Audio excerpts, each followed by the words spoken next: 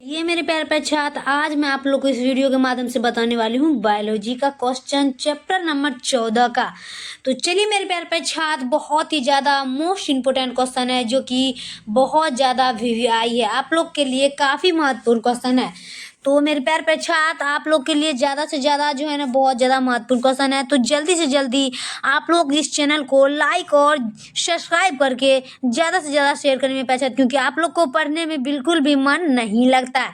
अगर आप लोग को सबसे ज़्यादा वीडियो चाहिए तो आप लोग मेरे चैनल को सब्सक्राइब कर देंगे मेरे छात्र। तो चलिए हम इस क्वेश्चन को बिना विलंब किए अपन इस क्लास को स्टार्ट करते हैं। चैप्टर नंबर 14 का 1 नंबर क्वेश्चन काफ़ी मोस्ट इंपोर्टेंट क्वेश्चन है मेरे पास, जो कि आप लोग को बिहार बोर्ड में 100% लड़ेगा ये प्रश्न।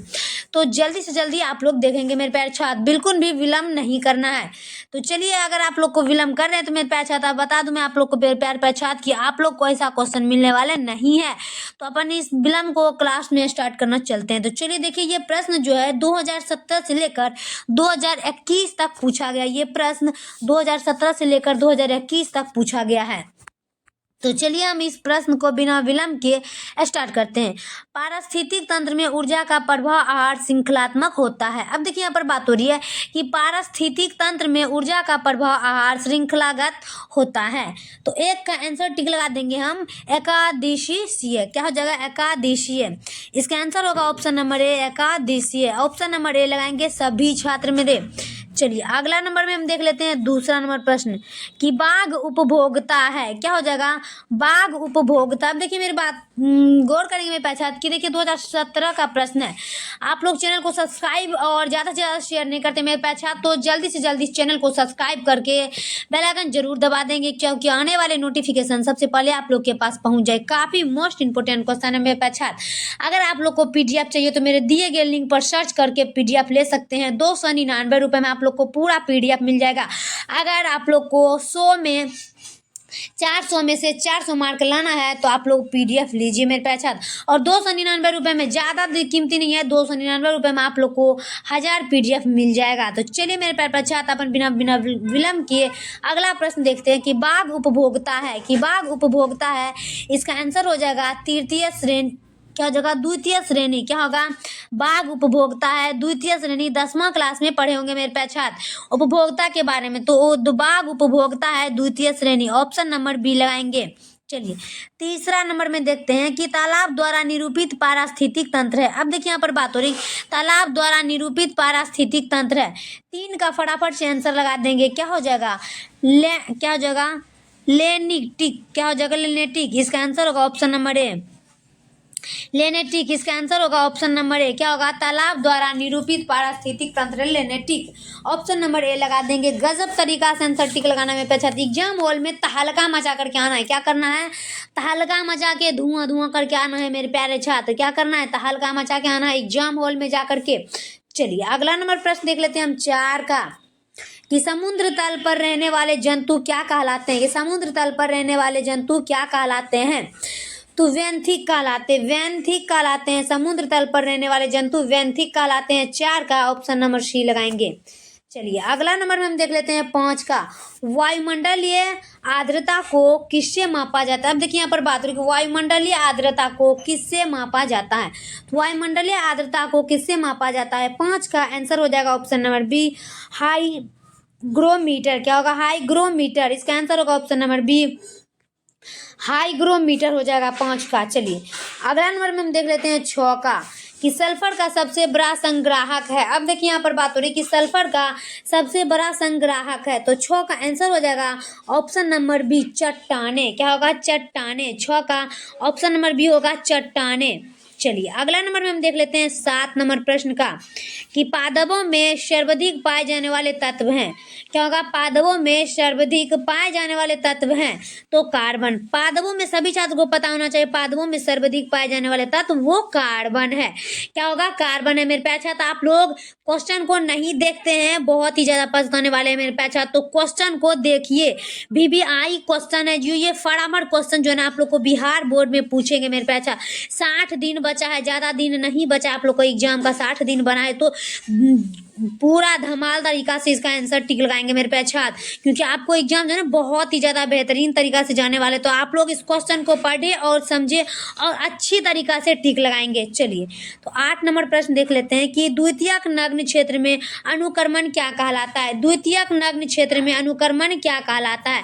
इसका आंसर होगा सब सीयर। क्या होगा?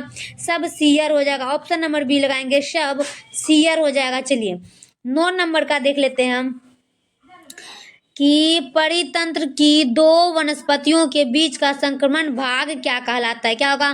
परितंत्र की दो वनस्पतियों के बीच का संक्रमण भाग क्या कहलाता है।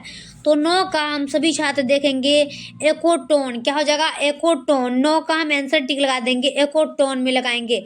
9 का ऑप्शन नंबर ए हो जाएगा, एकोटोन। चलिए अगला नंबर हम देख लेते हैं 10 का कि किसी पारितंत्र, क्या होगा? पारिस्थितिक तंत्र में सर्वाधिक विभिन्नतात्मक युक्त जीव है। अब देखिए यहाँ पर बात हो रही है कि किसी पारितंत्र में सर्वाधिक विभिन्नता युक्त जीव है।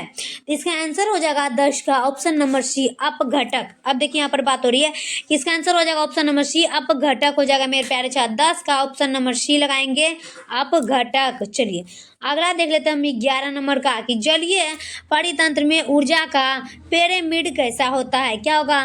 कि जलीय परितंत्र में ऊर्जा का पिरामिड कैसा होता है। इसका आंसर हो जाएगा हमेशा सीधा। 11 का आंसर होगा ऑप्शन नंबर ए, हमेशा सीधा। क्या हो जाएगा? 11 का हमेशा सीधा, यानी कि ऑप्शन नंबर ए लगाएंगे। बहुत ही बेहतरीन तरीका से एग्जाम हॉल में तहलका मचाना मेरे पे अच्छा। तो चलिए 12 नंबर का देख लेते हैं। एक पोषक स्तर से दूसरे पोषक स्तर पर स्थानांतरित ऊर्जा है।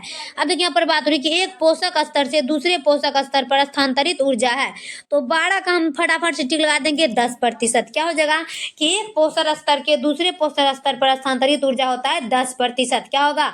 10% हो जाएगा। ऑप्शन नंबर बी हो जाएगा। चलिए 13 नंबर प्रश्न देख लेते हैं हम। एक पारिस्थितिक तंत्र में हरे पौधे होते हैं। अब देखिए यहाँ पर बात हो रही है कि एक पारिस्थितिक तंत्र में हरे पौधे होते हैं। तो 13 का फटाफट से टिक लगा देंगे ऑप्शन नंबर ए में, उत्पादक। क्या हो जाएगा? उत्पादक। एक पारिस्थितिक तंत्र में हरे पौधे होते हैं, उत्पादक। तो 13 का ऑप्शन नंबर ए लगाएंगे, उत्पादक। चलिए 14 नंबर प्रश्न देख लेते हैं हम। काफी इंपॉर्टेंट क्वेश्चन है कि नए प्रजातियों के निर्माण का मुख्य कारक क्या होता है। अब देखिए क्या हो रहा है कि नए प्रजातियों के निर्माण का मुख्य कारक क्या होता है। तो 14 का हम देख लेते हैं, ऑप्शन नंबर सी लगाएंगे, विलंगन। क्या होगा? विलंगन। नए प्रजातियों का निर्माण का मुख्य कारण होता है विलंगन। ऑप्शन नंबर सी लगाएंगे 14 का। चलिए तो 15 नंबर हम देख लेते हैं। निम्न में कौन आहार श्रृंखला सही है। अब देखिए बात हो रही है कि निम्न में कौन आहार श्रृंखला सही। सभी छात्र 10th क्लास में जरूर पढ़े होंगे कि निम्न में कौन आहार श्रृंखला सही है। 15 का आंसर टिक लगा देंगे, घास, बकरी और शेर। यानी को घास को ऑप्शन नंबर बी लगा देंगे, घास, बकरी और शेर। घास को बकरी खा रहा और बकरी को शेर खा रहा। तो ये निम्न में से यही आंसर हो जाएगा। क्या होगा? घास को बकरी खा रहा है और बकरी को शेर। तो इसका आंसर होगा 15 का ऑप्शन नंबर बी। चलिए अगला नंबर हम देख लेते हैं 16 नंबर का। पारिस्थितिक तंत्र शब्द के उपयोग का श्रेय दिया जाता है। क्या होगा? पारिस्थितिक तंत्र का शब्द के उपयोग का श्रेय दिया जाता है। तो इसका आंसर होगा टोर्नसेलिको। क्या होगा? टोर्नसेलिको। इसका आंसर होगा ऑप्शन नंबर सी, टोर्नसेलिको। 16 का ऑप्शन नंबर सी लगाएंगे। चलिए 17 नंबर में देख लेते हैं। द्वितीयक उत्पादकता से संबंधित है। क्या होगा? द्वितीयक उत्पादकता से संबंधित है। तो 17 का हम आंसर लगाएंगे शाकाहारी। क्या हो जाएगा? द्वितीयक उत्पादकता के से संबंधित है शाकाहारी। आंसर टिक लगा देंगे शाकाहारी, ऑप्शन नंबर बी। चलिए 18 नंबर में देख लेते हैं सभी छात्र। निम्न में से कौन कीट पक्षी पौधा है। क्या होगा? निम्न में से कौन कीट पक्षी पौधा है। तो ए और बी दोनों दिया गया। तो क्या होगा? ट्रेडोसेरा नेपोथिन्स। तो इसका आंसर होगा option number C. Option number C लगाएंगे कि निम्न में से कौन कीट पक्षी पौधा है। ए और बी दोनों। चलिए अगला नंबर में देख लेते हैं 19 का कि पारिस्थितिक शब्द किसके द्वारा दिया गया। क्या होगा? पारिस्थितिक शब्द किसके द्वारा दिया गया। तो 19 का आंसर हो जाएगा ऑप्शन नंबर बी, रेटर। क्या हो जाएगा? रेटर। पारिस्थितिक शब्द किसके द्वारा दिया गया। तो रेटर। देखिए लेटर लिखा गया, सॉरी मिस्टेक, हम रेटर लिख देते हैं, रेटर। चलिए ऑप्शन नंबर बी हो जाएगा। अगला नंबर में देख लेते हैं लास्ट प्रश्न 20 का, कि पादप वृद्धि के लिए सबसे अच्छी मृदा है। अब देखिए बात हो रही है कि पादप वृद्धि के लिए सबसे अच्छी मृदा है, तो क्या होगा, दोमट। क्या होगा, दोमट। इसका आंसर होगा ऑप्शन नंबर डी, दोमट। चलिए मेरे प्यार पर छात्र, वीडियो कैसा लगेगा कमेंट बॉक्स में जरूर बताएंगे।